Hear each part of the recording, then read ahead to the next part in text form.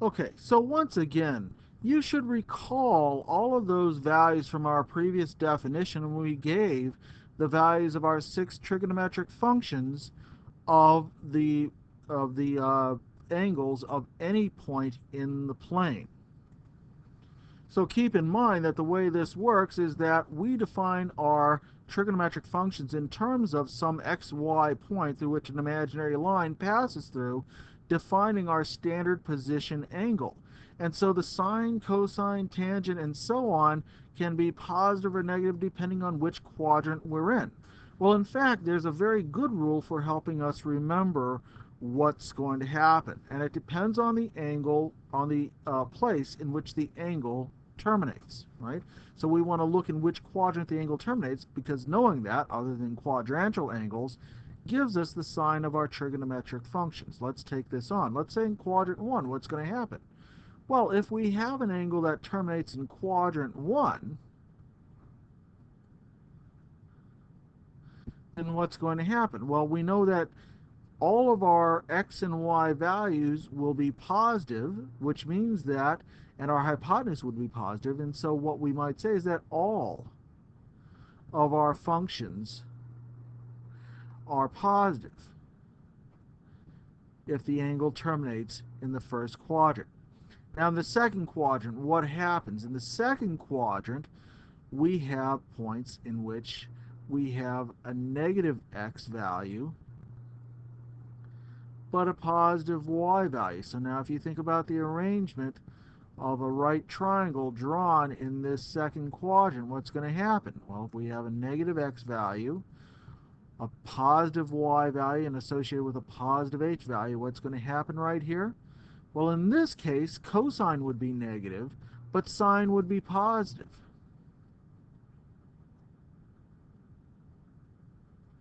Whereas tangent would be negative, y over negative x, so would cotangent, so would secant, but we would also have cosecant, the reciprocal of sine. So we're just going to say, all right, in terms of our main three functions, sine is the positive value right here.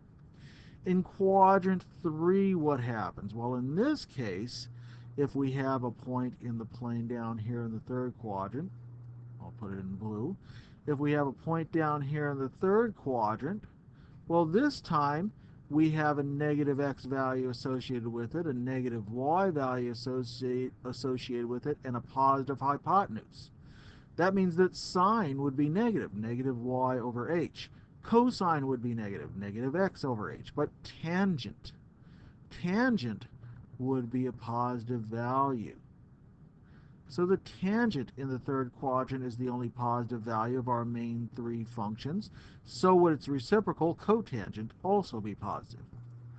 What happens in quadrant 4? Well, in quadrant 4, if we put an angle down here, or a point down here, we know we're talking about a right triangle being formed with a negative y value this time, but a positive x value in the triangle and a positive hypotenuse as always.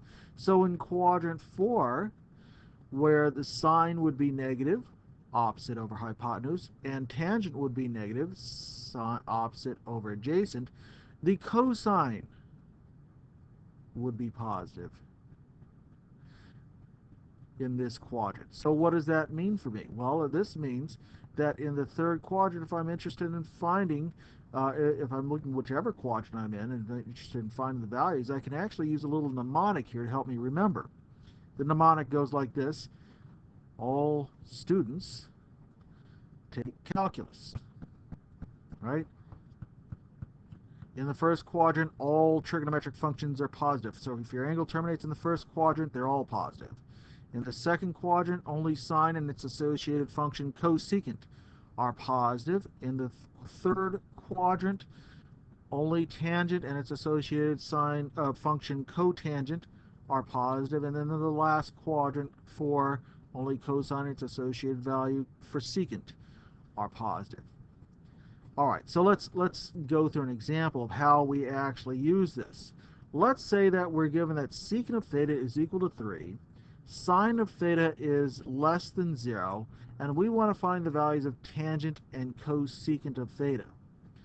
Well, if secant of theta is positive, right, we're told secant of theta is equal to positive 3.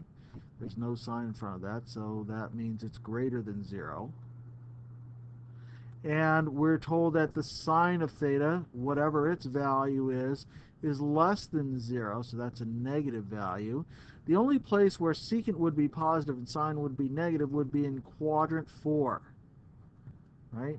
Because cosine is positive, therefore secant is positive. So we're in quadrant 4. So what do we do with this fact? Well, if we were to draw our right triangle in the appropriate quadrant right here, so I'm going to draw a quadrant 4 angle this time, I know that secant is hypotenuse over adjacent. So my hypotenuse side is 3, my adjacent side is 1. That means I want to solve for this y value, and it's going to be a negative y value. Right? My angle theta, of course, is a fourth quadrant angle, whatever it is.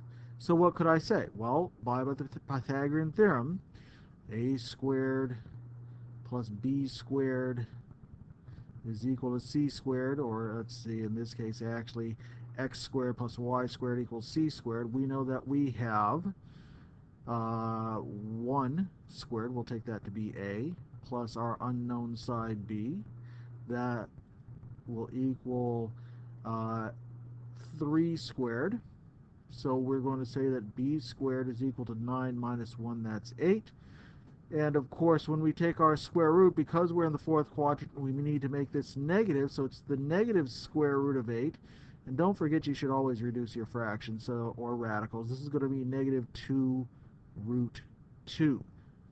Okay, so if I'm interested in finding my tangent of that angle theta, since y is equal to the negative of 2 times square root of 2, my tangent opposite over hypotenuse will be negative 2 square root of 2 over 1. And for cosecant of theta is equal to opposite over hypotenuse. Hypotenuse over opposite, we would take that to be negative of 3 over 2 times the square root of 2, or rationalizing my denominator, we would make that the negative 3 times the square root of 2 all over 4. So, although it seems like it's hard, if you remember this particular rule, this will always help you keep it straight. Draw the angle in the appropriate quadrant, get the appropriate sign for your missing side based on the information, and you can find all of your other trigonometric functions and their appropriate signs based on that information. More to come in the next video.